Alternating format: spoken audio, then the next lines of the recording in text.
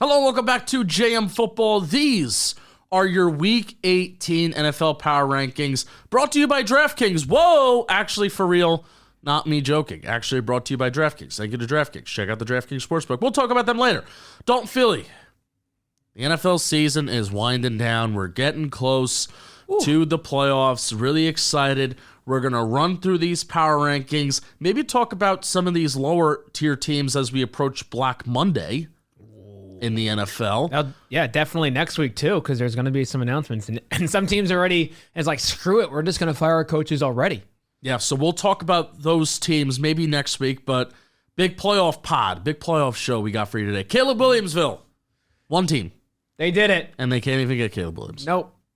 Carolina Panthers, back to their own tier. You clinched Caleb-Williams-Ville, and you're not going to get him. Great point. And you're not going to get him. A great point. Congratulations.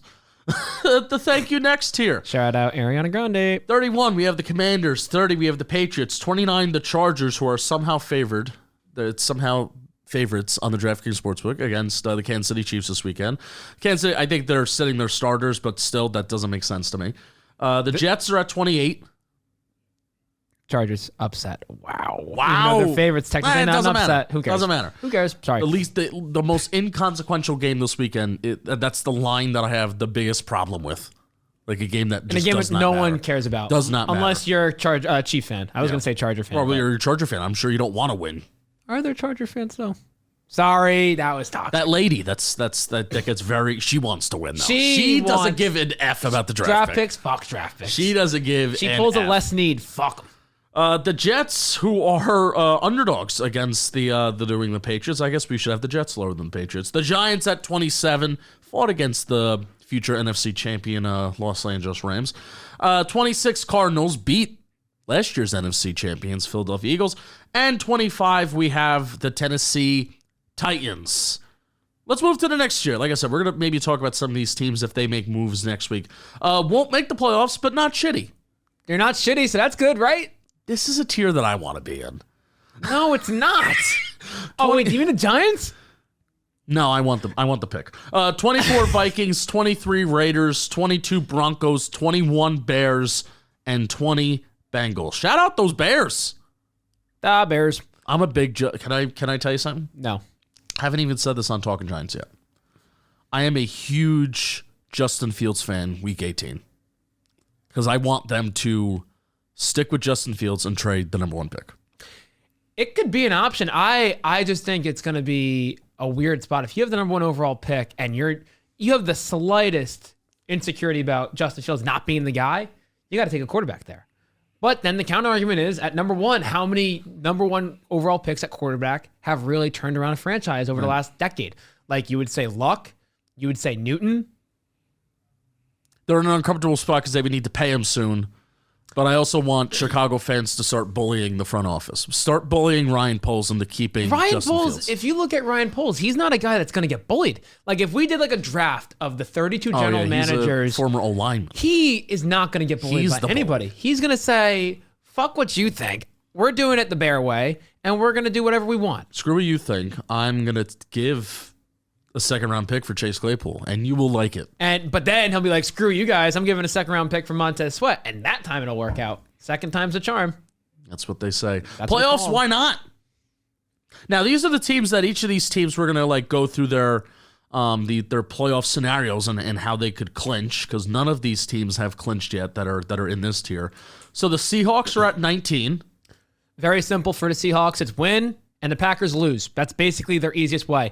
And there's some more complicated things. I think we're just going to say the easiest route for them, unless you really want me to read about all the situations. No, well, that's the easiest route. Yeah, we're going to go easiest route because there are a couple teams where it's like you need that and that and that and that and that and that and maybe a tinkle of that. Yeah. Oh, love me a little tinkle. I think I meant sprinkle, but that's okay. Love me a little tinkle.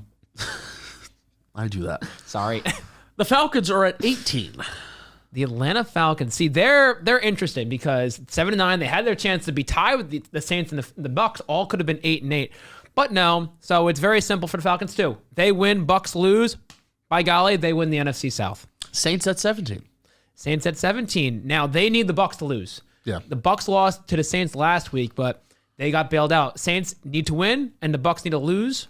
Or if the Saints tie and the Bucks lose, they get it. That's how they win the NFC South.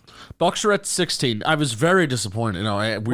We literally were sitting here saying that, I think this is Baker's playing good ball, and that's a defense that type of defense can work in the playoffs, and then they get their ass kicked to the New Orleans Saints. That's the NFC South experience. That's the NFC South experience, Susan. It's just crazy how shitty they looked. Offensively, they did nothing that game. Yeah. Bucks winning in. Just beat the Panthers, right? Right. Steelers, another winning season for Mike Tomlin, 15. I can't believe they won for Seattle. Not because, let me rephrase that. I can't believe they won. I just can't believe they have a winning season. They're just... Mike Tomlin is crazy, man, in a good way. Steelers, if they win and the Bills lose, that's one way. Steelers win and the Jaguars lose, they're in. Those are the two easiest routes. There's 5 or 6 scenarios for the Steelers, but most of them are crazy, besides the first two. Packers, 14. Green Bay, they control their destiny now. It's winning in. Winning in. Once they beat Minnesota on Sunday night, kick the shit out of Minnesota. And who do they have? They have the Bears. They have the Bears. I'm going to call a little bit of an audible here. Yeah. I think it would be so funny. Think about the Packers over the last 2 decades. Favre and Rodgers, right? Especially Rodgers. Rodgers is quote unquote the father of the Chicago Bears. He would even say it. Who's your daddy? Whatever he yelled in the end zone in Chicago. And then think of the Bears for their entire franchise history. They get crapped on by the Packers for the most part. They've really never had a great quarterback. Right. How ironic would it be for the Bears to go into Lambeau and beat the Packers, knock them out of the playoff contention? And that might give them another reason. Does that give them a reason to keep Fields? If Fields goes into Lambeau, plays really well, and knocks out Green Bay, would also be the second straight year where Green Bay hosts a divisional opponent late in the year and gets knocked out by them. Remember the Lions did it? Lions last year. Yeah, so it'd be very funny. Yeah, so, in all actuality, should this game be something for the Bears to decide to keep Fields or not? Should one game be the deciding factor? They should have their answer. No, they should have their answer, and honestly, that answer should be to move away. But if he plays that's not how this league works. It's not how these decision makers sometimes make decisions. Sometimes they will make them in a vacuum like this. And I know those fans want I know those Bears fans are really freaking pissed that Jordan Love doesn't even look great. Now, over the last month, the numbers are insane for Jordan Love, but I still don't think he looks great. But you have great coaching and a team that is still just the Bears were almost supposed to be the Packers this year of this is the final week of the season. Let's get into the playoffs versus the Packers were supposed to be the team that takes a step back, and losing Aaron Rodgers first year without Aaron Rodgers, relatively speaking, they didn't really take a step back. Yeah. And I give credit to Love. We've seen progression. He's been a little topsy-turvy about play, but at least the last, versus Minnesota, he looked fantastic. And if this is the time he starts to get going, they win this week for Chicago. When a team gets hot in the playoffs, you've seen it with your Giants, a couple times in the season. Hey, now. You never know. I just think crazy if the Bears win this game. The last 8 games they played, they finished the year 6-2. They would finish probably looks like second in the NFC North, 8-9. You could have Green Bay, Minnesota, and Chicago all be 8-9. I'm rooting for Chicago. I'm rooting not only for selfish reasons, and then also I would like to see it. I want an awesome game, but I want Green Bay in the playoffs because I don't want Seattle in because they're awful to watch. At least Green Bay is somewhat competent right now.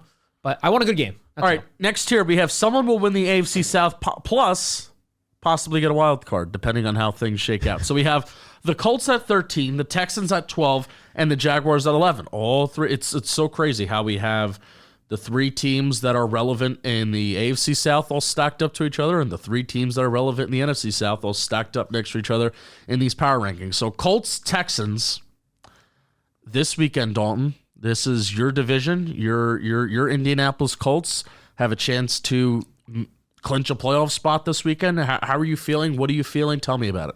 This game's going to be electric. I'm so happy the NFL flexed it to 8:15 on Saturday. It's a win and in for both. Yeah. Win and in. Losing, you're not in. You're out, Pop. Yeah. Very excited. This is going to sound really bad, but I'm more excited about what this is for 2024 because when they lost Anthony Richardson, which fun fact, it happened week 2, he got injured week 2, so it was already foreshadowing what was going to happen. I'm excited to see this roster get better and better, and it's with Gardner Minshew. Now he's not awful, but He's not a great quarterback. He's a fantastic backup quarterback, but that's all he is. But a great backup quarterback is a bad starting quarterback. He should not be a starting quarterback. And he's done a solid job. I'll say, if I was grading him, a C this season. Yeah. But anyway, you're in a spot, you win, you're finishing the year 10-7, and you're in either wild card or a South, you win the title. Yeah. Colts could win the AFC South for the first time since 2014. 2014. They need the Jaguars to lose, though, right? They would need Jacksonville to lose to Tennessee, which could happen. You never know. Kind of, kookiness could happen. That's the AFC South and NFC South for you. But, man, I'm excited. CJ Stroud, healthy, comes back from the concussion last week, plays well versus Tennessee. Mm-hmm. Now Houston's traveling to Indianapolis, winning in. Looking at it from an outside perspective, Justin, where do you see this game going? Colts it's a pick 'em, right? And the Colts are favored by 1. Yeah. I think the Colts are going to win. I do. Okay. What was the first matchup like? Colts. So Richardson was playing that game. He runs for his second touchdown in that game. Have a big lead. He gets hurt in that game. Minshew comes in. They're up 28-10 at half. They win that game 31-20 in Houston. Richardson looked great, by the way. I'm going to keep saying it because I love him so much. But man, the Colts this year, I think one of the things that I've mentioned it on the show, defensively, their numbers are shaky, and that's just based on how they play with Gus Bradley's system, right? But they have 4 guys that have 7+ sacks this year. 4 guys. I mean, it's depth right there. DeForest Buckner, Samson Ubukam, Deo Onabango, I always say it wrong, a little hurricane, if you will, and Kwity Paye, all have 7 sacks. The last decade, only 2 other teams have done it. Last year, the Philadelphia Eagles, the team which recorded 70+ sacks, and the 2017 Jacksonville Jaguars. I don't know if anyone remembers, that was a team that went to the AFC Championship game. So, I mean, great company to be in. And we don't consider the Colts to be this great defensive team, but when you're having a pass rush get there, you have a rookie quarterback in CJ Stroud who's played fantastic. If these 4 guys can get home, Laramie Tunsil's banged up. He's still questionable to play. That would be a huge miss with that groin injury. Yeah. I really think the Colts have a shot. They're at home. They're a much better team at home, especially defensively too and offensively. We'll see, man. Very excited. Yeah, very excited for this game. I mean, one thing the Texans don't do is they don't turn over the ball. Tied for fewest, right? They don't turn over the ball. Yeah. And CJ Stroud has done a good job of taking sacks at about an average rate. So, reducing and limiting those negative plays is that something that the Texans have done a pretty good job in. But that's what the Texans pass rush did this past week against the Titans is they squared off. Will Anderson on a multi-sack game. Jerry Hughes had a sack. There were a lot of other guys that collected a sack. And I think the Colts O-line is going to hold up as long as Gardner Minshew doesn't run into sacks. Which he does do often. But the Colts O-line should be able to hold up because they are a very, very good unit. And I think that's going to be the key. I mean, I know I kind of sound like old school head, no shit Sherlock, Justin, hot take here. But I think this game Saturday night, it may not be the most thrilling game, but I think it could be an exciting outcome and an exciting game of, who is going to make the fewest mistakes and who's going to win that turnover battle and, who's going to have those, the least amount of negative plays. And I will say, I think the player to watch in this game, as you said, Sherlock Dalton here, it's Gardner Minshew. And here's why. Texans defense this year, they've been a pretty decent unit overall, but they've been a really good run defense. They're second in yards per carry. They're third in yards per game as a rushing defense, which is fantastic. Colts, obviously, their identity is Jonathan Taylor and Zach Moss, who's also banged up right now. So it's right now JT. But against the pass, they do give up a high percentage of completed passes. They're 3rd worst in completion percentage against quarterbacks. So if Gardner limits those mistakes, doesn't take those sacks, I think they could beat the Houston defense. They're going to have to do it on the passing game. They're going to have to rely on Gardner Minshew, which is scary. But if they're going to block up JT, Gardner's going to have to make a couple plays like he did last week. Jaguars are playing the Titans. Better beat them. Better beat them. Playoffs, you're there. You did it. Woo! You did it. Playoffs, you're there. We have the Rams at 10, the Chiefs at 9, the Eagles at 8. What the fuck? The Browns and the Lions at 7 and 6 above the Philadelphia Eagles. That's the playoffs. You're there tier. I mean, we're not going to talk about the Eagles. We've talked about them a lot, but what the fuck, last couple weeks. Like, that's crazy. They've lost 4 of the last 5. Their defense is bad. I mean, you're going to have...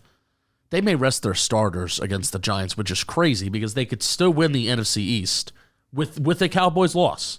They might bench their starters? That's what Sirianni threw that out there. There's no way. he threw that out there. I mean, I call don't coaching think bullshit. Coaching bullshit. And both games are going to be played at 4:30, so it's like Can't wait. That's why the NFL does that. You're not going to know they're not going to know the results. But their defense is bad. So my overall point is that you're going to see the Eagles. They're going to see 4 quarters of Tyrod Taylor, which they at least saw a half of Tyrod Taylor 2 weeks ago, and they allowed some explosive plays, and the Giants almost won that game against the Eagles. So we'll see. This game's in East Rutherford. The Eagles' defense is bad. I mean, they're bad, and we've talked about why they've been bad the last couple weeks. Shout out Sidney Brown, had a 100-yard interception return. Looked like a track star right there. That return. He's an athlete. What a play. Dude's yoked. But still, defense is bad, and the Cardinals beat them. And the Cardinals should not be a team that beats the Philadelphia Eagles. Jonathan Gannon revenge game. Let's talk about the Browns. Let's talk about the Browns. Got to talk about Joe the Browns. Flacco mania. Listen, they clinched their second playoff spot in 21 years. That's awesome. I mean, just as a fan of football, how the Browns haven't been great in years and years. So it's awesome to see how successful they've been. This is an awesome stat from OptaStats. Cleveland Browns have won 10 games. They've won 11 games now this season. They're the first team in NFL history to win 10-plus games with at least 4 quarterbacks registering a win. That's amazing. The adversity to overcome. P.J. Walker, obviously Deshaun, P.J. Walker, DTR, now Joe Flacco. It's very impressive. And shout out Andrew Berry. We talk about Kevin Stefanski, Coach of the Year, potential, probably, right? But Andrew Berry, general manager, man, this roster's really good. Yeah, they've lost 12 starters onto the IR. 12 players, I should say. But a lot of starters. Deshaun, Nick Chubb, both their tackles. This is a lot of 5 defensive starters. This is an impressive run by both Stefanski and Berry to get this team into the playoff.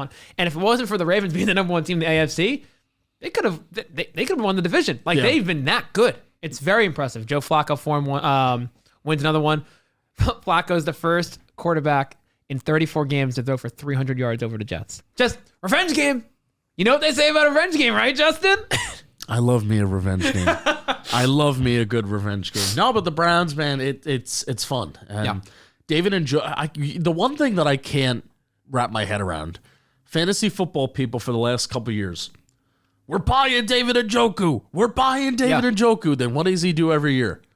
Disappoint.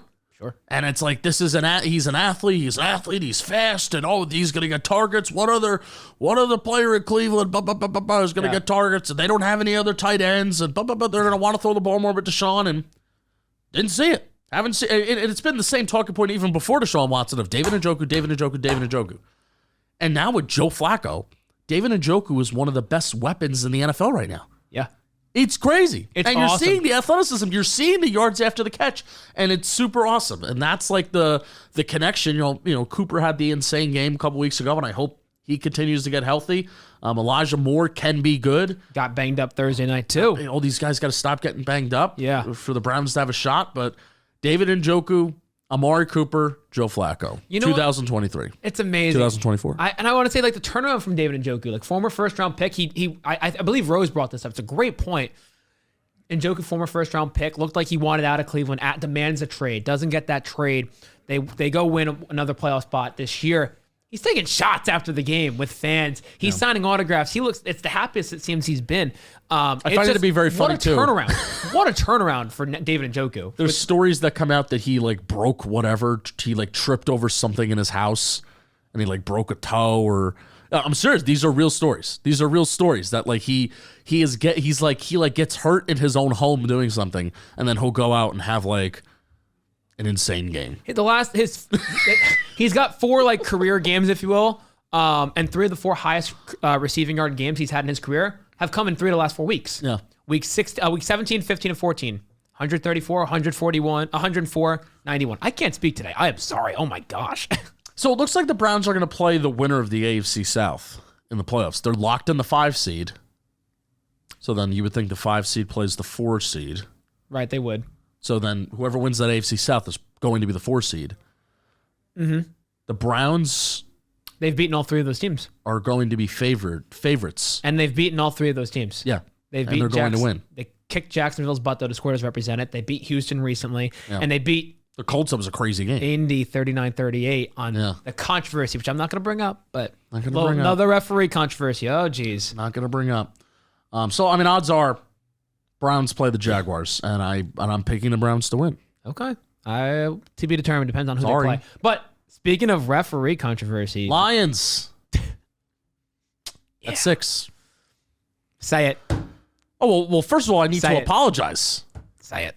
First of all, I want to apologize to Aiden Hutchinson because the dude goes and has 3 sacks, like 5 QB hits, and 5 run stops on, the week after I said, Aiden Hutchinson is not getting that many sacks, and you need to get sacks in the postseason. Yeah. So shut the fuck up, Justin. But also, this show, and at least this side of the table, is recognizing the Detroit Lions as the rightful winners of that game on Saturday, whatever day it was played. They are the rightful winners of that game.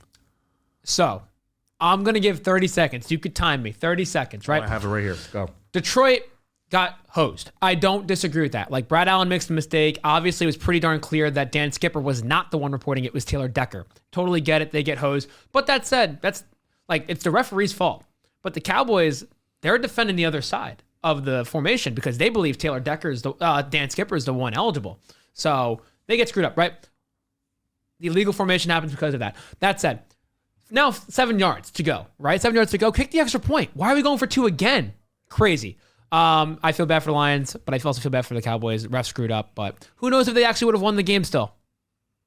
Yeah, but I mean, also, why? All right, so here's the thing of decision making versus execution. Sure. And the tale that's oldest time that happens on, football Twitter or sports Twitter, whatever. Jared Goff delivers that throw, delivers a good throw towards that left side of the end zone.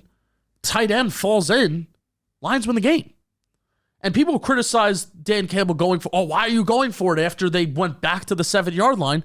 Micah Parsons jumped offside. The distance was cut in half. It was back to the 3.5-yard line. Yes. Jared Goff has got to hit that guy. I agree with that, but I'm more upset about you're at the 7-yard line. You got bailed out by the offsides. Kick the extra point at that point because going for usually the 4th down conversions and a 2-point conversion, it's a higher clip when you're at the 2 or 3. Right, for sure. At the 7-yard line, that's a big ask. And I love it. I love the trust. I love the trust in the offense. But at that point, you have that penalty. Now momentum, which was once on your side, the referees fuck up, which I'll say. The refs absolutely fucked up in that call. Yeah. You get the 7-yard line, kick the extra point. That's a way easier conversion. Tie the game. And you don't want to play for overtime, but at that point, you got hosed. Let's at least extend the game a little bit. Give yourself a shot. No, but again, people talk about that, but they ignore the fact that the distance was cut in half, and they got back to the 3.5-yard line anyway. No, it's ignored because it's a part of the decision process. Right. That's why I'm ignoring it. And ultimately... Oh, you're also ignoring that Goff... It was a bad throw. Could have won the game if Goff hit it. Even if Goff allows him to fall backwards into the end zone, they win the game. And then we're like, holy shit, Dan Campbell. It's a crazy game overall. The Cowboys won their 16th game overall. You're not saying they won it. I know, jokingly. But Cowboys won their 16th straight game at home, which is unbelievable. The Cowboys finished 8-0 at home for the first time since 1980-1981. I think the craziest stat I saw, they finished with a franchise record 299 points at home, right? It's the 5th highest in NFL history. 2 of the other teams that did it, 2011 Green Bay Packers, 2014 Green Bay Packers. You know who the head coach was? Mike McCarthy. Yeah. Mike McCarthy, there's no place like home. That's a very impressive run for this Dallas Cowboys offense. Right now, it looks like it's going to be, unless the Seahawks take the 7 seed, it looks like it's going to be a Mike McCarthy revenge game.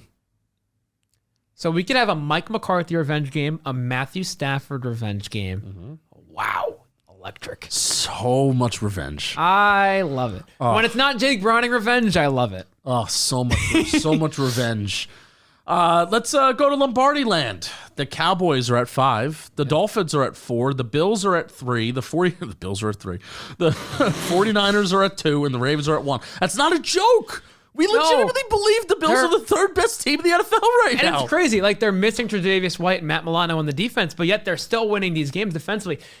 McDermott and the Bills defense have had 11 different defensive lineups to start, starting lineups. Von Miller is a healthy scratch now because he's just not been an effective player. Future Hall of Famer Von Miller isn't playing for the Bills basically because they're saying, okay, our defense is way better. Gregory Rousseau, Ed Oliver, AJ Epinesa, and all these guys on the pass rushing line. I'm blanking on somebody. But this Bills defense even when they're not healthy, they've gotten better and better. Leonard Floyd is the guy that I was blanking on. But, man, the Bills, they forced 4 turnovers in that game against New England. And, my golly, they only win 27-21, but Rasul Douglas had a game. The Bills win 4 straight. Unbelievable. You look so excited to say something, and I'm scared. This game's in Miami. Yeah. What's the line? Brought to you by DraftKings. Wow, DraftKings. Love it. I think DraftKings has the Bills favored. By how much? 2.5 or 3. 3. Bang! Bills -3. We know Isn't that ball. crazy? We know ball. Isn't that crazy? A little bit. I think it's part of like Raheem Mostert's banged up. Jalen Waddle's banged up. Hill's banged up. Tua's banged up. Bradley Chubb's now out for the year. That's true. Chubb's a huge loss for him. Leads the Dolphins in sacks. Leads the NFL in forced fumbles. Huge. We'll talk about them later. But yeah, man, and Dalton. I'm Penik. glad you got that line right because the NFL playoffs are approaching and we've teamed up with DraftKings, an official partner of the NFL, to get you closer to the action. And right now, new customers, if you bet just $5, you will get $150,000 bonus bets instantly. Wow. That's all you got to do. And if sports betting isn't available in your state, do not worry. You could still join in on all the fun with DraftKings Fantasy Sports. So download the DraftKings Sportsbook app now. New customers use promo code JMFootball, all one word. Bet just $5 on any wager and get $150,000 bonus bets instantly. That's promo code JMFootball. Only at the DraftKings Sportsbook. You'll be glad you did. Win an in-game. Win an in-game for the Buffalo Bills. Literally a month ago, you're saying, oh, this is what the Bills need. They need this to go right. They need to take care of business, and they need to win all these games. It's a win and in for the Buffalo Bills. Any chance, do they win and get the 2 seed, or they beat the Chiefs, right? They would have the 2 seed. They would go from being... Oh, you guys, the Bills aren't even in the playoffs. Why are they in the top 10? And if they win this game, they have the 2 seed. Is that true? Yeah. 100% confirmed. Let me confirm. Please hold. Do. Yeah. Can I talk about Miami, though? Because, the Bills are playing Miami. Let's do it. That was the craziest. The final score of that game was 56-20-something, right? 56-19. Yeah. 56-19, where the Ravens just kicked the shit out of the Dolphins. Yeah. But, not really. For a half. Okay. I needed that. I'm like, what do you mean? For the first 27 minutes of this game, it kind of felt like the Dolphins were doing things offensively to at least keep themselves in the game, and if not, possibly win it. Tyreek was going. Cedric Wilson, I think, had a touchdown. Yeah. Achane, wow. he was going. He had some big plays. Tua was looking all right. But, man, what really propelled the Ravens there, and this is what makes them so, so scary. Haven't seen this a ton from them this year. This was just on steroids. The big plays came in absolute bunches where you have, Lamar, that throw to Odell that set up, I believe, a short rushing touchdown. That throw to Odell on that right sideline, Lamar, throws off his back foot. And it's that's terrible mechanics, bro. But it's just a beautiful throw. Perfect placement. The Zay Flowers touchdown, Lamar Jackson, he's throwing like he's a lefty.